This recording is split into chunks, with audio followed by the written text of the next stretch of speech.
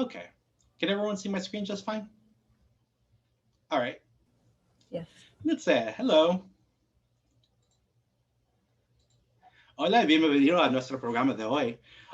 Hoy vamos a hablar sobre el nuevo mundo en el SCA y queremos decir que eso es creando una accesibilidad y una atmósfera amistosa para las personas y culturas que no son estáticos. Yo me llamo Tenochcacuicatl Delmar, pero los demás me conocen como Tenoch. Um, Ay, perdón. I forget that I am not speaking with my family and my native community, and sometimes you have to translate languages for those kind of things, and it can be a little challenging to kind of translate those languages and experiences for people. So, hello. Welcome to the New World in the SCA. Today we'll be talking about creating accessibility and an inviting atmosphere for non-Eurasian personas and cultures. My name is Tenochcacuicatl Delmar. You can, of course, call me Lord Tenoch. Tenoch for short is just fine. Um, and for those that are wondering, this is my breakdown on how to say my name. So technically it's just a title. It's a classical Nahuatl title for lord or noble. It's gender neutral, identify as male, but just so you know, it is a gender neutral term, so applies to anyone of any creed and any identity there. Tenochcacuicatl is classical Nahuatl, meaning the song of the Tenochca people. It's a constructed name, so I do want to point that out that it's not technically our traditional name, but it is in fact a constructed name based on orthography and writing and understanding there. And then Del Mar is Spanish for of the sea. Of course, you can just call me Tenoch for short. That is totally fine. People often ask me how to say it. Te Noch. So there is like, it's like you're saying notch, but it's Noch, like Noch. So Tenoch is how you say it, just a shortened name. So I do want to start with a very heavy disclaimer, actually multiple disclaimers. Okay, for one, this class was originally an hour and a half long discussion class. We're not going to cover all of that. There will be some jumping around. I'm going to gauge time and we're going to kind of modify things for the audience and for the time that we have allotted today. The other disclaimer I do want to point out is that I'm speaking as an advocate, but I'm not as a representative of all New Worlds or Indigenous cultures. My experiences can in of themselves be representative of the experiences of others inside the culture and inside the community, but there are many multiple communities. So for one, we have multiple communities. For another, we do have to be mindful of the fact that one person's experience is not representative of all experiences. And that's something to stress whenever we talk about these things, because as you'll see later, a lot of the language that gets thrown around when it comes to representation or allyship is usually focused singularly on one person and not at the community at large. So what is the New World? And you will see me do this a lot whenever I say New World. So I will say New World. Just assume that if I ever say the term New World, there are some sarcastic quotation marks around it.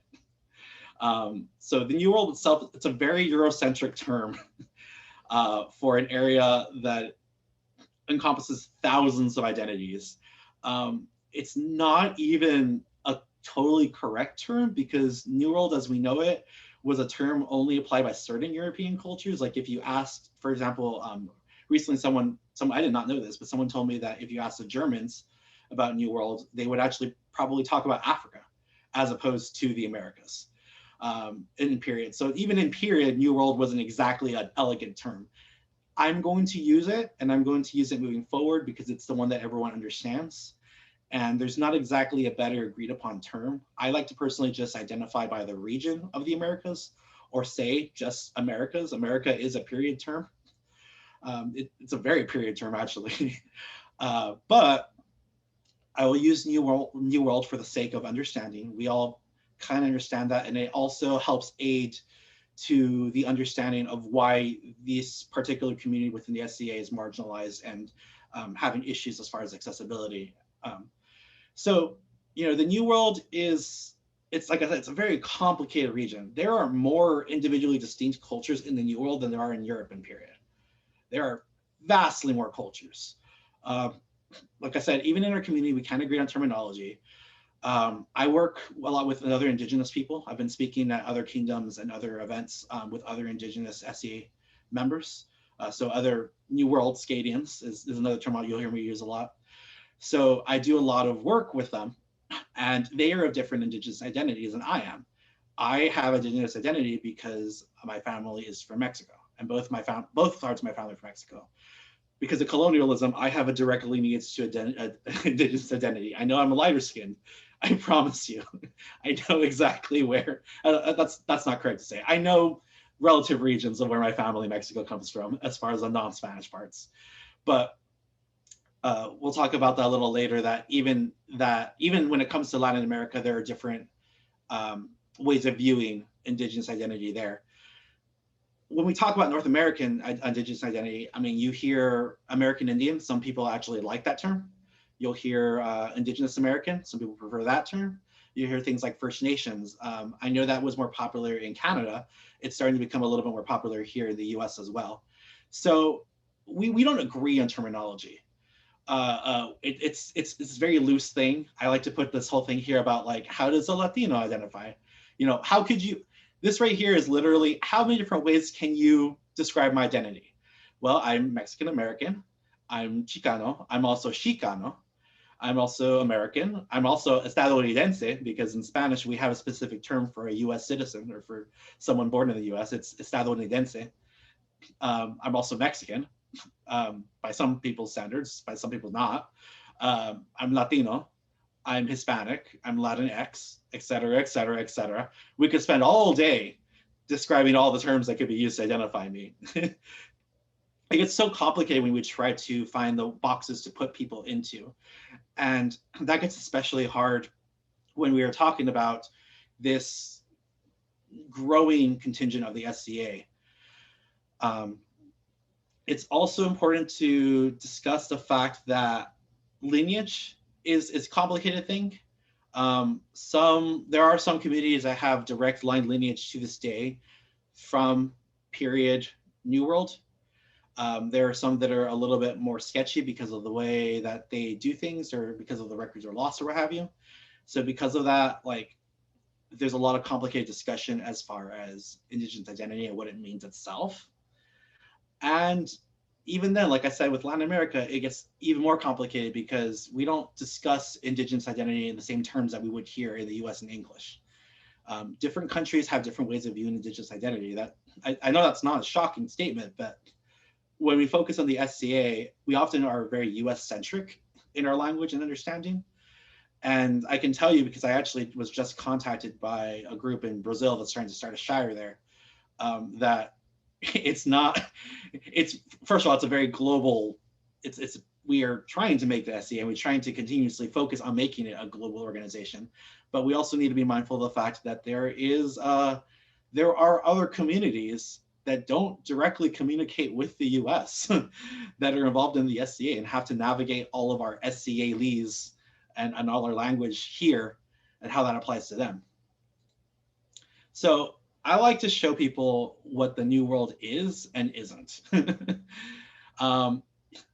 First of all, we often hear Western civilization and Western hemisphere. When we say Western, we almost are exclusively talking about Europe. And that has to do with Eurocentric perceptions of the Eurasian landmass. If we're being truthful, the Western hemisphere is all of the Americas, all of these various countries here. This entire landmass here, this is actually the Western hemisphere if we're going by geography.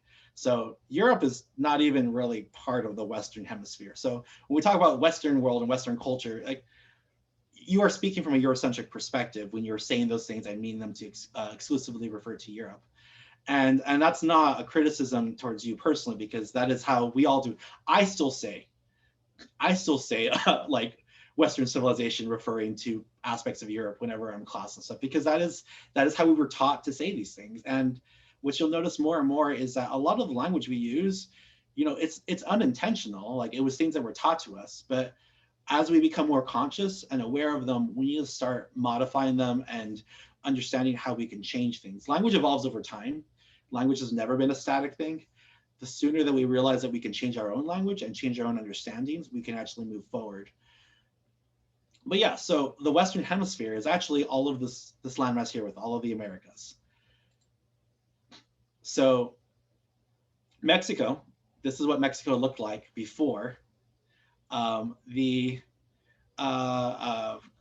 before the country was split up by the Treaty of Guadalupe. So if you notice, this is the former Mexico that has Texas, Arizona, California, all those other areas are still part of Mexico here.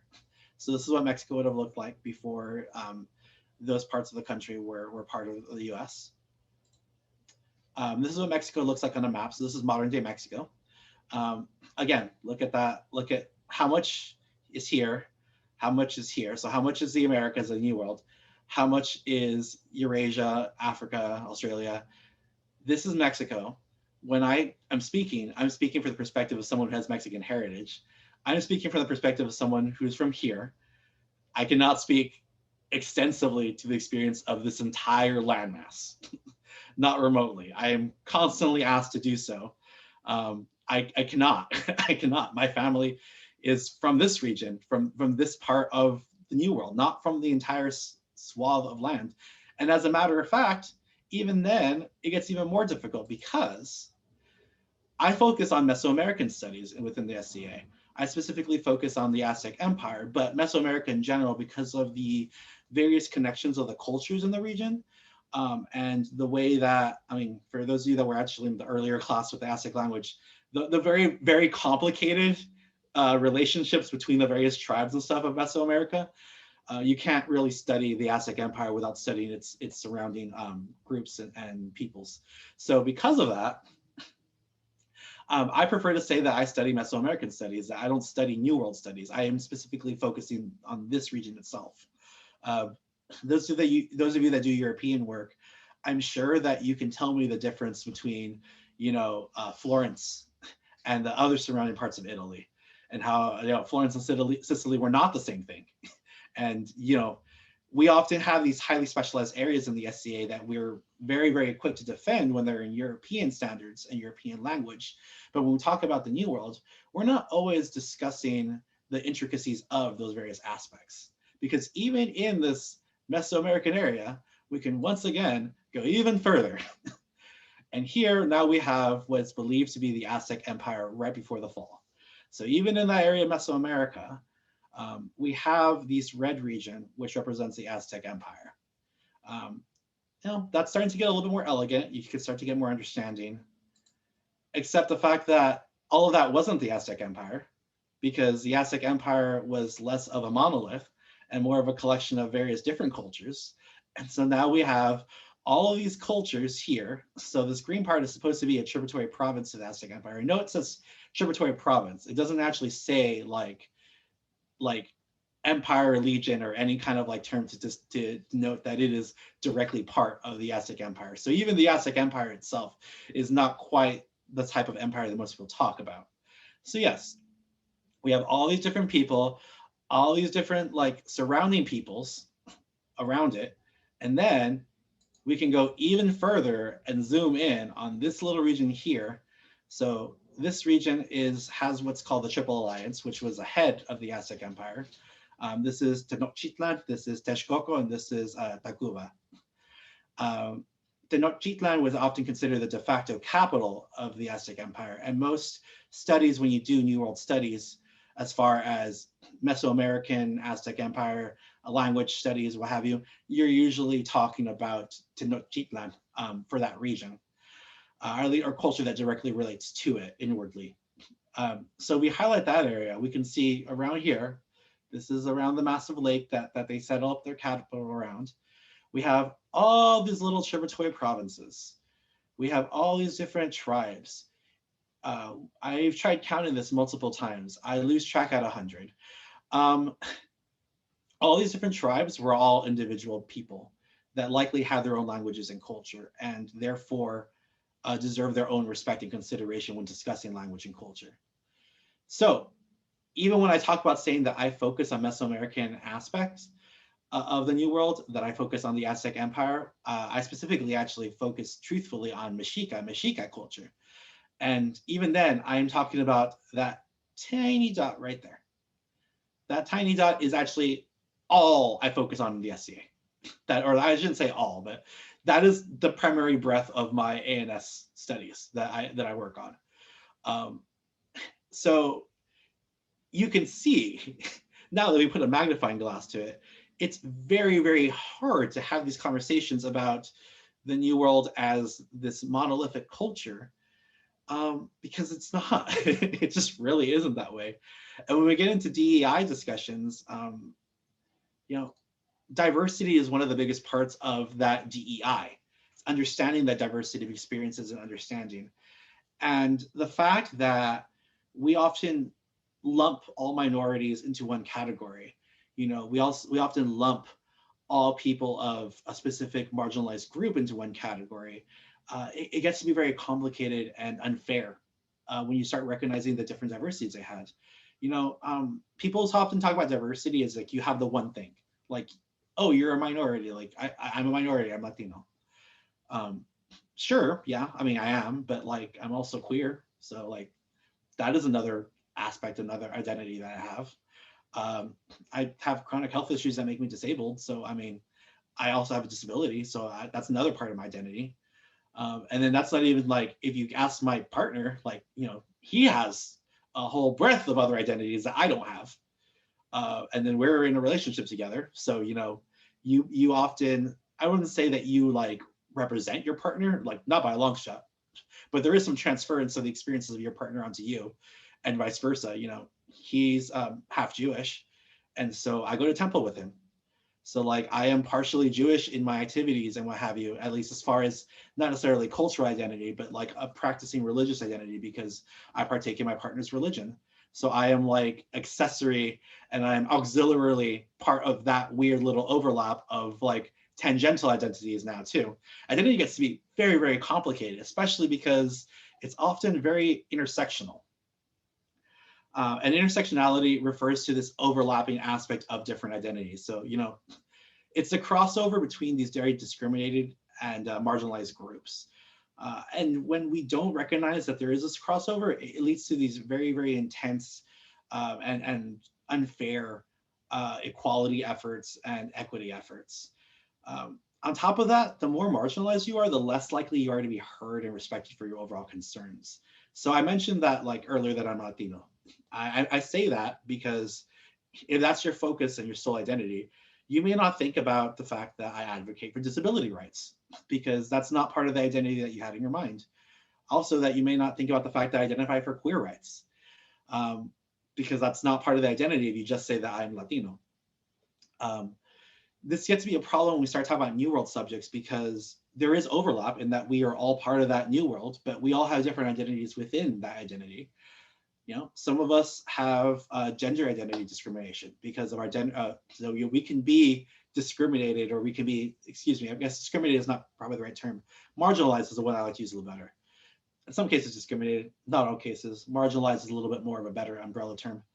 But we can have people that are marginalized for identifying as a New World Scadian and doing all this work because of their ethnic identity, and then be even further marginalized because they're women, because women get respected less than men. So you can have these double whammies of discrimination and marginalization, you know, and often, and like I said, the more you identify, the worse it's going to be for you. You know, this person that has this race, sexual orientation, and gender identity that are marginalized groups, this person right here that's in this overlap is far more likely to have a harder time and more difficulty in being heard and understood than someone that is just a sexual orientation minority. You know, that is kind of the cusp of that. That's kind of one of those problems, especially because when we talk about these demographics, we gravitate towards the like or the familiar. Because of the way that works, when we're talking about New World, we're typically picturing and discussing and having these conversations with people that are English speaking, white, and male. These are always the people that are going to be thought of first, typically, in the mass opinion, because English speaking, predominant language of our society. So everybody assumes everyone speaks English. Never mind the fact that some of us learned English as secondary language, but like, everyone assumes that everyone in society is English speaking. So they're going to gravitate towards the English speaker. White is the default, and this is not to be an offensive term, or I'm not trying to be controversial here, but I think it's safe to say that the majority is white. So white is kind of the default. So of course we typically look for peers, which in this case means a white identity, and then male, because sexism and the patriarchy. It really sucks. Sorry, I wish I wasn't a man saying that, because it sounds like mansplaining, but I'm sure we can all agree. Yeah, men get more respected more than women. So if I actually want to be respected in my intersectionality group, I probably have to masquerade as an English-speaking white male. That's the reason why I stopped speaking Spanish when I started this presentation, because Spanish is not the main language of the people I'm speaking to. I have to translate myself and translate my own identity to, one, be a little bit more acceptable / palatable, for another, to be in a manner that is more easily recognizable and accessible to the people I'm speaking to, the audience I'm speaking to. These are just some examples of marginalization and how that works, as far as how the more intersectional you are, the more issues you have. I already gave some pretty good examples of that. Queer white man is likely to be respected more than a queer Latino man, or at least more likely to be the voice that is respected and heard more. Another really common one, if you ever ask women, Black women are typically not as respected in conversations of diversity and equity and all of the other DEI concepts as white women are. And that's not to say that white women don't have the right to be there at the table and to have those discussions. They absolutely do. It just so happens, because of the way intersectionality works, the more marginalized groups you are part of, the harder it is for you to have these conversations. When we're talking about New World Scadians, we're not a monolith. We all have different identities. We all identify in different aspects of intersectionality. It gets to be very complicated and very messy if you try to refer to us all as one singular identity for convenience. So equality, equity, justice. We have a DEI officer. I'm sure they're going to hit this point in their class. They're teaching today. I love this graphic. I stole it from Renee. I don't apologize for nothing. I apologize for nothing. It's a fantastic graphic. I'm so glad he shares it. So inequality refers to how there's unequal opportunities for people.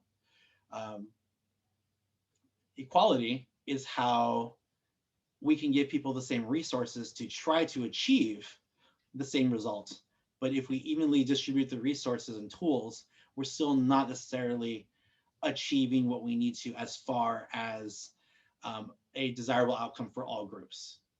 Equity itself is bridging that full gap where we have divided the resources needed for people so that they can all have the same outcome regardless of their station. However, equity isn't the goal. The goal is justice. And what I mean by that is that in equity, we are not solving the problem per se. We're solving the symptoms. We're treating the symptoms, not the root of the problem. Justice, however, we are treating the root of the problem. In justice, we are making it so that the problem, I don't want to say affects everyone equally, but the outcomes from the issue affect everyone equally, as opposed to having to do extra work to make it so that we all have the same outcome from the problem, regardless of where we start. Likewise, another thing I like to talk about, and this is like one of the bigger ones if you ever go to a panel with New World Scadians or go to any of their groups or what have you, inclusion. So inclusivity. There's an issue with tolerance versus acceptance. So first off, novelty is often it's defined by the Oxford language as the quality of being new, original, or unusual, a small and inexpensive toy or ornament. You will often hear minorities talk about feeling like they're a novelty. And that's because a lot of the times our subjects are treated like novelties, They are considered like interesting because they're new or original or unusual or different from the norm. For us, it's our norm. For our communities, it's our norm. But once we enter your community, our cultures, our histories, our experiences, they can become novelties, especially when you go for the diversity hire, which is that, minority engagement quota or minimum. This can be unintentional.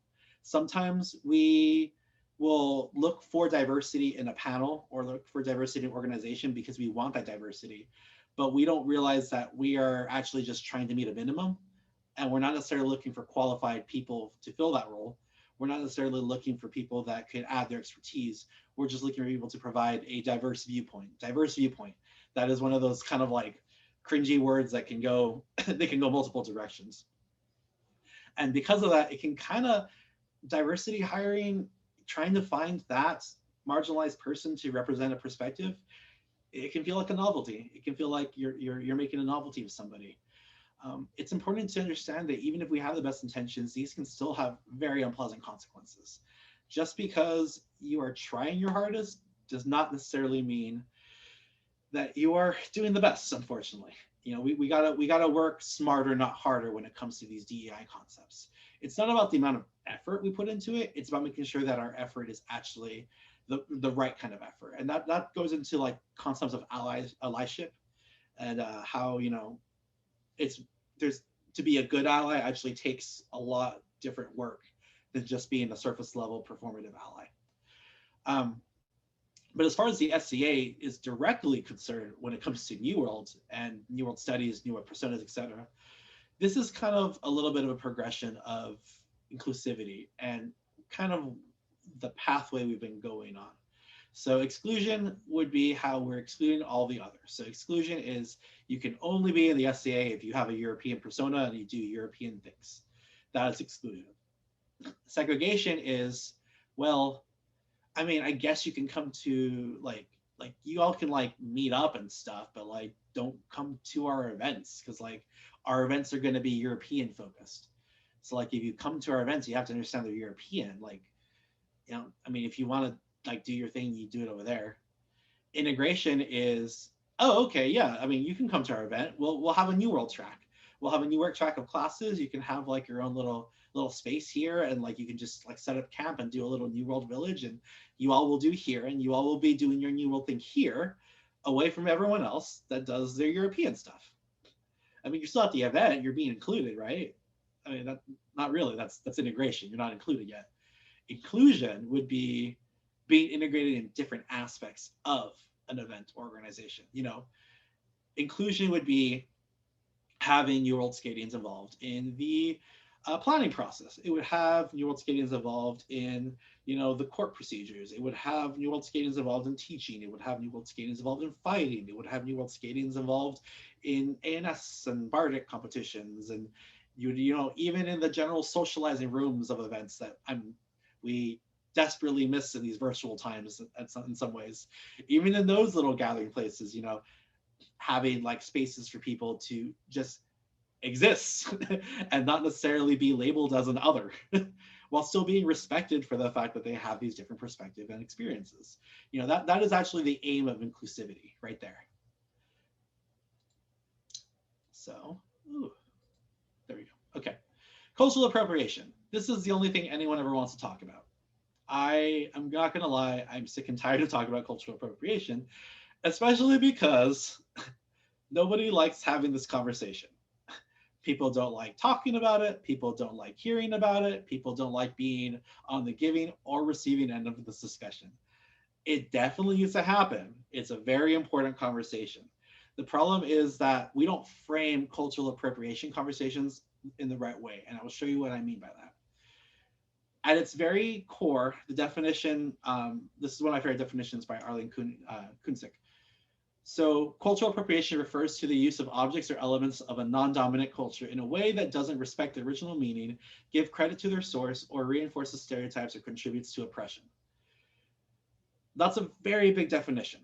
And even when you read into it, you realize it's very nuanced and layered. It is not an easy definition. It is something that you can unpack, you can pontificate, you can navel gaze, you can really tear into that. It is a very meaty subject. It is worthy of its own class. That is one of the reasons why I hate talking about it, is because people like yes no answers, and that is not how cultural appropriation works.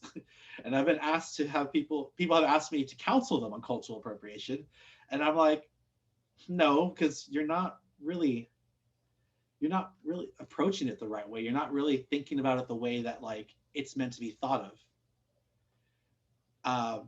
Sorry, my mic did a weird thing, and I wanted to make sure that I was still being heard, but it looks like I'm good. Okay, so it's a very very complicated subject, incredibly complicated. We're not going to solve this problem today. We're not going to solve this problem in a 1 hour class. This is a continual process. I don't enjoy bringing it up very much, except in specific circumstances. But I don't like the navel gazing that goes around cultural appropriation discussions. And I guarantee you, most people in the SCA, as far as New World skating, they don't enjoy the navel gazing of the cultural appropriation discussion. They would much rather have like a concrete like action plan of things, as opposed to circling around the issue about what is okay and what isn't okay. And but like, how close to the edge can I get? That's one of those really common ones that I just can't stand. Is like, but is it if I do this or that? And okay, the most important thing to know about it is it isn't.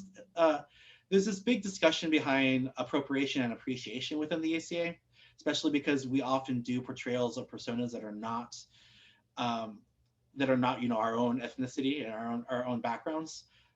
This is a slippery slope argument. I'm literally not going to touch it. Not interested in having that conversation today about this. too many ducks to try to catch, and like, hunt, and it's not going to get solved in one day. uh you know there is a difference. There is a very distinct difference, but until we fully understand how nuanced cultural appropriation is, I don't think we can make those judgment calls about appreciation versus appropriation. I can say a very big part of the cultural appropriation discussion is privilege. It really comes down to privilege. And oftentimes, one of the best explanations for cultural appropriation that is like a little bit more succinct and that I can tolerate is describing someone in a privileged class taking advantage of aspects of a culture that is less privileged, and being accepted as not only just authorities but also respectable figures of those aspects because they come from a place of privilege. One of the examples of this is how New World studies are really more accepted and tolerated when they come from individuals that don't have Indigenous or Latin American backgrounds. If you were going to be judging people in an A&S competition, and you were going to be going around asking people questions and stuff and what have you, you're likely going to respect someone more if they are a subject matter expert, and if they have a lot of experience and that they can show that they have a lot of experience and understanding of a topic. Because the SCA wasn't always accepting of non-European personas and peoples, we have more tenured members of the SCA that are European in their focus and studies and expertise. That means that they know how to communicate with other European focused members of the SCA. And they know how to, communicate, and they have their rapport, and they have that relationship with those members more than newer members who are just more emergently doing these things. Therefore, if a newer member was to present something, they might not be taken as a subject matter expert, even though it is their personal subject matter, like that they are, is their direct experience. They might not be taken that way because they're not an established, tenured, respected, long-suffering member of the community. The community is mostly white. The SCA is it's a mostly white organization. I think that's a non-controversial statement. There's nothing wrong with saying that it's white. It's just important to understand the SCA is predominantly white. And so when white people make the rules about cultural appropriation, appreciation, how we approach other cultures, those of us who may not identify as white come in and are like, hey, this is kind of not fair. I would like to voice my opinions this way, and I feel these things, and majority rules. So we are less likely to be taken seriously and less likely to be respected in those regards. Like I said, I'm not even touching cultural appropriation. I'm just talking around the issue, and we could spend another hour on this discussion alone. I will hit some few points though. These are some hard points I like to hit. No amount of book knowledge, scholarly study, or cultural immersion can substitute for or replace the personal experiences of one within their native culture. It's not saying you can't have an understanding, but whatever you've read online, even if you've been reading books for 20 years, it doesn't displace. It can add or it can pontificate upon, but it doesn't displace someone's personal identity. This is important because so many of us within the New World community within the SCA, these are our backgrounds that we're studying and we are pursuing and what have you. Um, because of that, we have very personal connections and we have personal knowledge on the subject. And so when someone comes up to us and say, "Well, it's not like that in this book," it can be a little frustrating, or it can be also more frustrating when someone tries to depict something solely based on stuff that they've read and materials without actually contacting original sources and original communities that still have these living practices and cultures, which ties into the "you are not insert culture here." Just because you've researched it extensively, have a persona based on it, focus on it in the SCA, have been there, lived there, et cetera, et cetera. Fun fact, I'm actually probably not Mexica as a person. My family, as far as the regions they're from, we're not, there is some questionable region as far as like on one side of the family, this wasn't an area that was under Aztec rule. And so maybe have some form of Aztec connection there. Uh, but really, no. The most distinct line I actually have that I like we were sure of is I have a distinct Mayan line that I know from one of my grandmother's sides. I don't actually study Mexica culture. Sorry, let me rephrase that. I am not actually Mexica. I just study Mexica culture. It just so happens that it's one of the more dominant cultures within period and also of Mexico in general. We're talking about indigenous identities. So even then, like, I don't like talking as a representative of the Mexica people because I am not Mexica. And sometimes I feel like we don't always have that discussion when it comes to personas, where people often like say that they identify with a specific persona, and I'm like, yeah, but like, you're not really from those people, are you?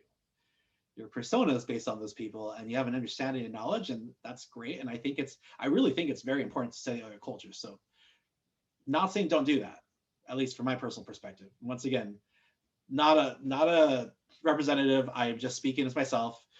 I think it's really great when we study other cultures, and I think it's fantastic. It really is a bad taste in the mouth when people try to like portray themselves as a persona, like in all aspects of their life, because that is what they study. And it's not how culture works, especially when it comes to appropriation. You get those really messy areas of like marginalized cultures that are being adopted by white people. If you don't belong to a culture's community, you're not a representative of that culture, you're not a primary resource of that culture and its practices, you do not speak on behalf of that culture, you do not get equal weight of the opinions of that culture's community. Um, yeah, I can't, I would love to elaborate on that, but that would get very messy very quickly because let's put it this way. I'm sure we can all think about and understand experiences where we knew somebody within the SCA who tried to speak on behalf or tried to portray a certain culture, and did not give it its fair justice and styled themselves as the expert nonetheless and are refusing to take criticism on it. Um, Now that we're doing more New World SCA stuff, we're seeing more people interested in New World ANS projects, and that's like a whole discussion. I'm actually going to be in a panel in July about ANS, like how to approach ANS from a New World perspective, especially because documentation is very different. Because in most of our cultures, oral tradition is very well preserved. I mean, you have indigenous communities that have preserved millennia of oral tradition because of how careful they are about it. And I mean, it is a role within the community. There are people that are raised from birth to just be lore keepers within their communities. So there's a whole discussion as far as like how to approach like ANS from a different ethnography and different perspective there. I'm going to be on a panel with that. And one of the things that led to this panel was us having a conversation about how many times we have been in a class with somebody who is not from an Indigenous identity and is speaking about Indigenous matters. And when we speak up to maybe correct or gently nudge them about like, well, maybe you misunderstood that picture, or maybe you misunderstood that document, or maybe it would be more useful if you looked at this document or this period resource because that one is well known to be biased, where you've been either like dismissed or hushed or just kind of like, well, I mean, I did my research.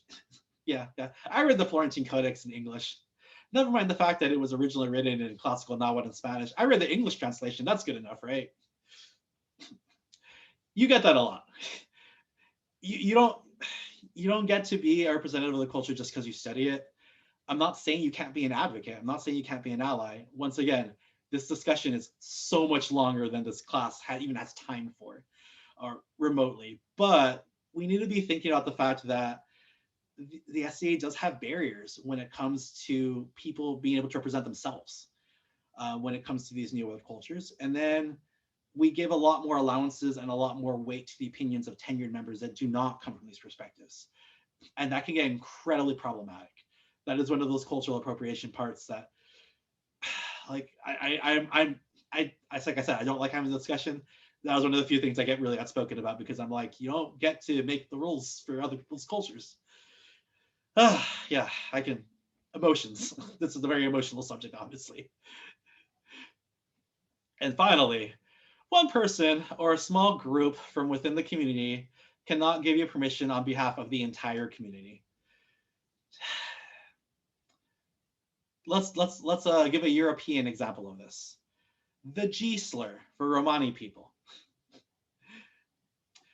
There are some people that identify with that term. There are some people that are comfortable using that term and want other people to use that term. In Spanish, for example, Spanish Romani Romanshal people, they very openly identify with the term. I am going to say it, excuse me, Gitano. They very, very openly identify with the term. There is not a lot of like decisive opinions when you bring it up within those circles.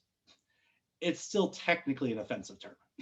Just because people like it and people identify with it doesn't necessarily mean that you get to use that terminology as well.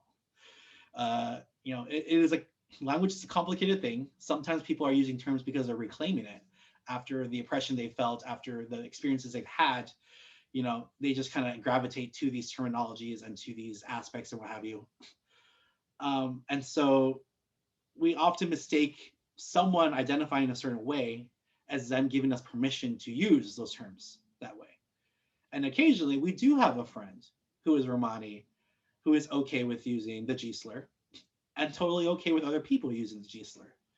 But that one person does not represent everyone else. Just because I know people that identify as Indian or as American Indian, and that is their preferred term, does not mean that is the most appropriate term for everybody. There are a lot of people that don't like that term. And so we have to understand the fact that terminology, these different ways we talk about culture, they don't extend. they're not blanket statements that extend to everybody. We're not a monolith. One of us does not speak for the rest of us. That also goes to issues of cultural appropriation. I have had many a person come up to me and ask me if something is a form of appropriation. And for one, I can't make that judgment call for everybody. For another, oftentimes they're asking me to come up and speak about things that I don't know anything about. I don't have any kind of Cherokee heritage or experience. I'd like next to no connection with the Cherokee Nation. I cannot speak to their culture. I can't tell you what is cultural appropriation or not. And most of the time, I was on a panel recently with other Indigenous Acadians where we were talking about feathers, because feathers mean different things in different Indigenous cultures. In the Aztec Empire, feathers were a normal thing. They were just a normal part of currency and what have you. Some feathers were more precious than others. Specifically, the Quetzal feather was considered like really high rank, and that was the feather that would often be like given to you as an award or given to you as significant recognition or only the highest of the high in the society would have the quetzal feather, but like everybody wore feathers. Cultivation of feathers is very common. There's a lot of documentation of people, of merchants, selling even quetzal feathers or dyed feathers to pretend to be quetzal feathers to the common class. So 5 minutes. thank you very much. Okay. Yeah. So even like that discussion, like feathers is normal. It's not an offensive part for my culture or for my perspective in the SCA to like talk about feathers. Just about every form of like indigenous Mexican culture had a very casual relationship with feathers in the extent that everybody had access to them of some sort. Now, there's some tree laws that dictate, what you could do with them, but feathers were very common. That is not the case for every indigenous culture. There are a lot of Native American cultures and indigenous cultures, especially North America, where you were not allowed to have feathers at all unless you were a certain rank or they were a gift. And I don't mean just an eagle feather. I mean no feathers. These mean something. Every one of them means something in my culture.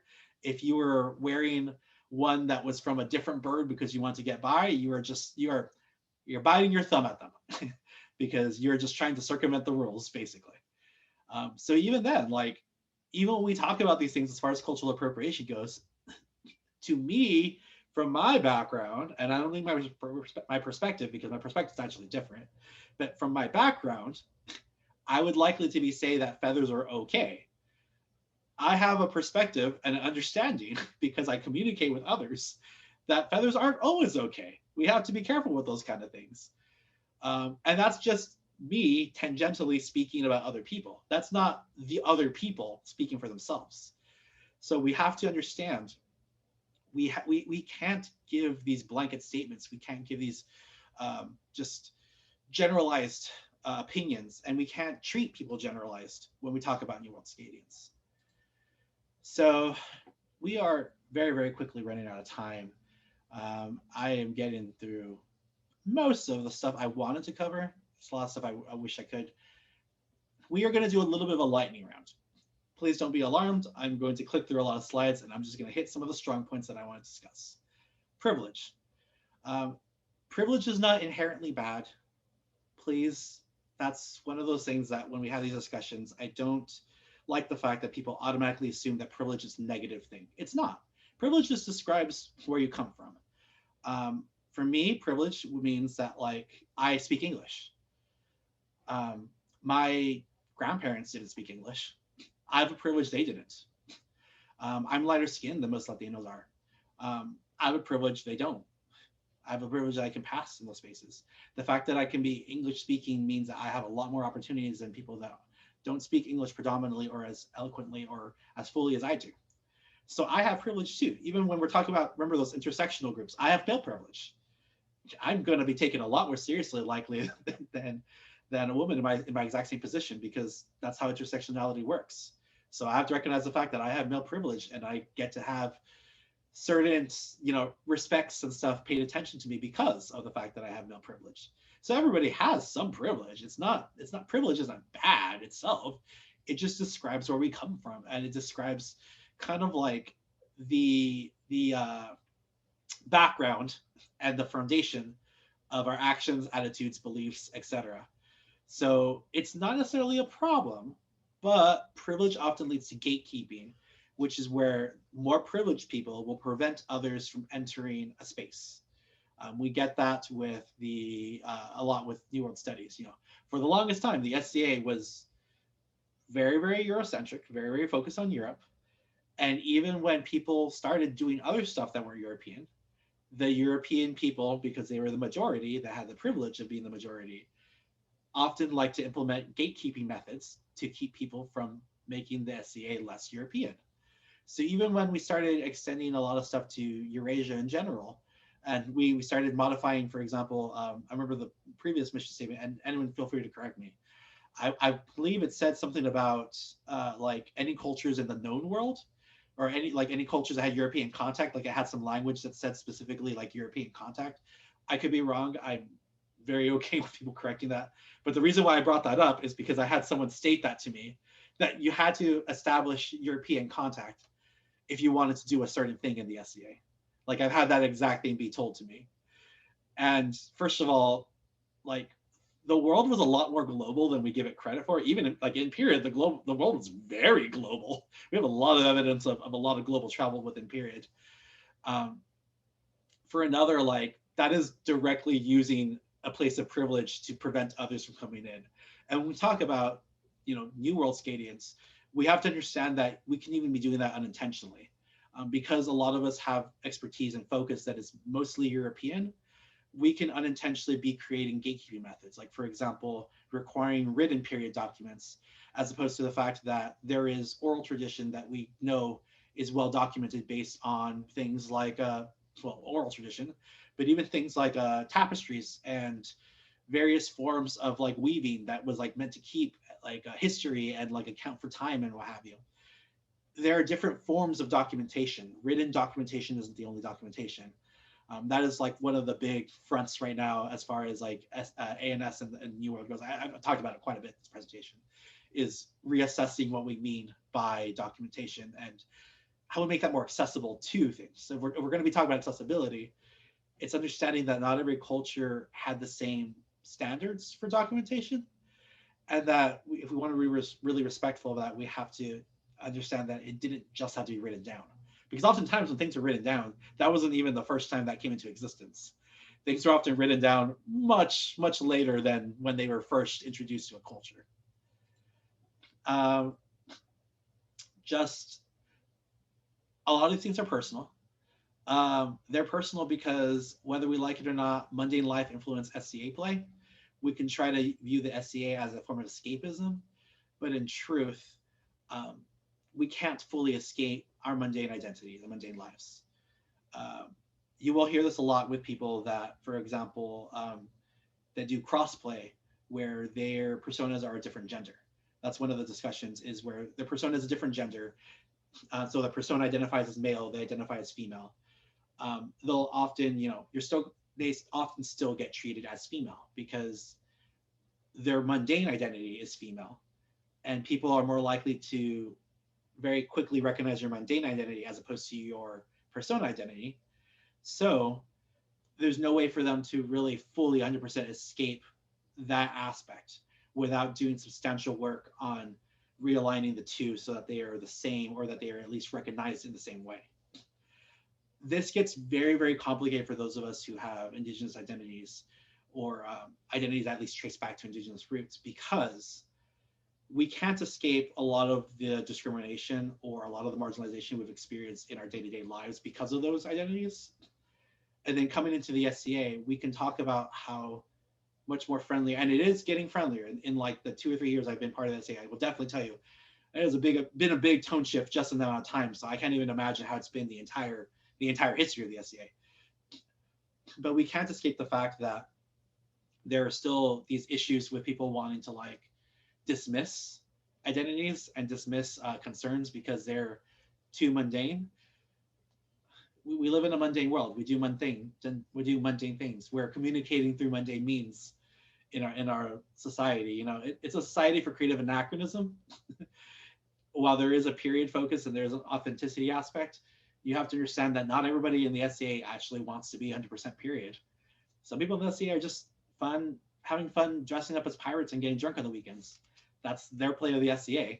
And as long as they can find a source for it to tie it to a period source, they're well within the rights to do so. Different kingdoms and different groups and different areas have different cultures behind that. That gets complicated for those of us who have these, intersectional, complicated backgrounds, because we have to bring all that baggage, all that emotional labor, all that work into this space. And that is actually the last point I'm going to make, because there's quite a few of these. Emotional labor. That's going to be the last point, and then we're going to go ahead and shut it down. Leave not a lot of time for questions, but maybe just a little bit. So emotional labor is colloquially, it's not the same thing that it was by definition. By definition, it was usually referred to as how one has to regulate, their emotions for jobs. So for example, a flight attendant has to do a lot of emotional labor to be cheery, happy, very helpful and outgoing and friendly. It's a very hard job emotionally to be a flight attendant. So they have a lot of emotional labor in their job compared to somebody who works in a workshop and is in the back and never sees anybody. They have a lot less emotional labor because they don't have to interact with people and hold those things to be true. Those of you that are teachers, I'm sure you understand the extensive emotional labor that must be extended in academia and in the workplace. And I don't just mean with your students, I mean with peers, because I'm in academia and it can be brutal sometimes. um, so colloquially, we usually use the term emotional labor to refer to what's actually more truthfully unpaid social labor, which is like this labor that we do for others that isn't acknowledged. It's usually informal or unpaid. It's usually primarily for the benefit of others, not for ourselves, and isn't always reciprocated. A good way to see this that is personal, that I'm sure we all have experiences with, is having to be someone's therapist, having to be our friend's therapist. We all have a friend who unloads on us, and I say this as probably that friend for some people too. We have that friend that requires a lot of emotional labor and social labor out of us because of all the stuff they come to us with, and we're not getting paid for doing that work for them. We're not getting paid for being that resource, for being that support network for them. That is unpaid social labor, and sometimes we don't even get recognized for it. We don't even get as much as a thumbs up or a gold star for it, or even a thank you. Um, this often means that the onus for change is placed on the slighted party. So it's usually my job to explain to you that you are asking a lot of social labor out of me, and that's not always well received. On top of that, spoon theory, for those of you that understand that concept, and for those of you that don't, it's where we use a certain amount of energy to do certain things. Everything we do takes energy. Take spoons. We have so many spoons in a day. Everything we do uses a spoon, and then everything we do uses different amounts of spoons. The amount of spoons it takes to ask a question is far less than it takes to answer that question. It takes far less of you to ask me what is cultural appropriation than it does for me to come up with an answer for what is cultural appropriation. It is, and this is not meant to be offensive, but it is far less work for you to show up to this presentation than it is for me to put the presentation together. And I mean, we all do presentations. We all know that. We all know how much work, for every, I forget what it is, for every minute of speaking, you usually have to spend at least 5 to 10 minutes presentation wise if you're preparing for it. Sometimes up to half an hour just preparing for a succinct minute of a presentation or a slide. I like to use an example. I work in music, classical music. The musicians, how much work goes into preparing to play a piece as opposed to playing the piece? How many hours goes into practicing and rehearsing? And that's not even when you go into developing the technique over years so you can play a 2-minute song and then get chastised because it's not fast enough or it's not the right pitch or whatever, et cetera, et cetera. Think about that in terms of New World Scadians, how much work it takes for us to be present, to instruct and teach and help other people understand these things, and then how much work it takes for us to regulate ourselves, and actually how much actual emotional labor it takes for us to sit there and take these criticisms and these opinions and these controversies and to take it with a straight face and not break under that pressure. It takes a lot of work. It takes a lot of work. We are very much out of time. So I'm going to end here. This is a discussion that I can go on forever about. Like I said, I actually did pretty good. I got through about 2/3 of the way. I missed allyship was the thing I missed. Okay. Darn, that's actually one of my favorite ones, allyship and moral licensing. Long story short, moral licensing. You're more likely to excuse yourself for bad behavior if you do good behavior. That's a very common part of allyship, where if we act well and we act in a very respected, if we do things that are for the good of the community, we are less likely to be mindful of the things that we do that are bad for the community. If we see ourselves as allies and as good people, we actually are more likely to be less conscientious in our actions. A really common experiment with that is recycling, where you can recycle.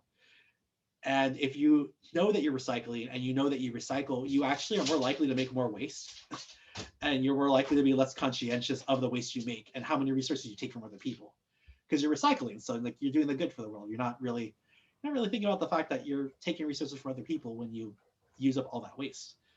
But yeah, that is going to be it for today, because like I said, I could go for a while. We're going to stop there. I think that's good. I think we covered a lot of ground. We are absolutely out of time. I will linger like a couple of minutes if anyone has a comment, but otherwise this room is open for the next classroom, so be mindful of that. But thank you very much, and I'm glad you were able to come today. Thank you very much. Oh, did you want to say something?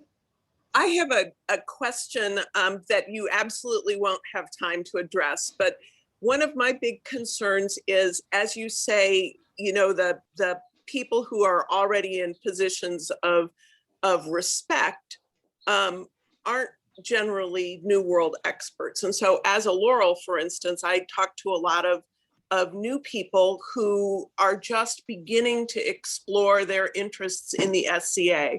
And I'm looking for ways that I can make sure that I support interests and make interests, you know, make them aware of possibilities that I don't have any expertise in. And so I'm just tossing this out as something that I would happily listen to an hour of you talking about how I can be a support to people when that's not my area at all. I've had extensive conversations with other Laurels about this very thing, and not just related to New World, just in general, how Laurels, you know, the whole point of being a Laurel is to not rest on your laurels. And a big part of being a Laurel is continual learning and continual education. And so I appreciate whenever a Laurel approaches me and wants to learn more, because it shows that they're not resting their laurels. They have full intention of you know, understanding what a peerage means, and that it means also furthering, in the case of a Laurel, the ANS community, and furthering the pathway for other future Laurels and future peers to walk down that way. So I think that first off, reaching out to people and attending things, as I said, for a good example, we're going to be doing an ANS panel on New World Studies and ANS. I'm sure that whatever brief explanation I'm going to give you in a minute could be talked about extensively by the 4 or 5 people we're going to be having, and then even different. It's going to be even more different from the things that I would say, because we all have different perspectives and we all have different backgrounds. Truthfully, the solution, the justice, and I say this is a long thing. I'm not saying this has to happen immediately, but this is kind of the pathway. We need more New World Laurels. That's kind of like the end, the be all end all of it. At the end of the day. Absolutely. Yeah. And so I guess what I'm asking, as I interrupt you here, is what's the bridge? How do we now enable those people to pursue their studies and get to the point where we have more Laurels with expertise in this field? I would say sorry, I'm going to interrupt because we really are basically out of time, guys. I need to end this one so I can go to the next class. I think I'm teaching the next one in this room, actually. Are you? Are you yes, I'm the yeah, but I still have to end this class and start the next one because it's a different link. I'm sorry. Oh, that's okay. That's no problem. All right. I would love to continue this conversation.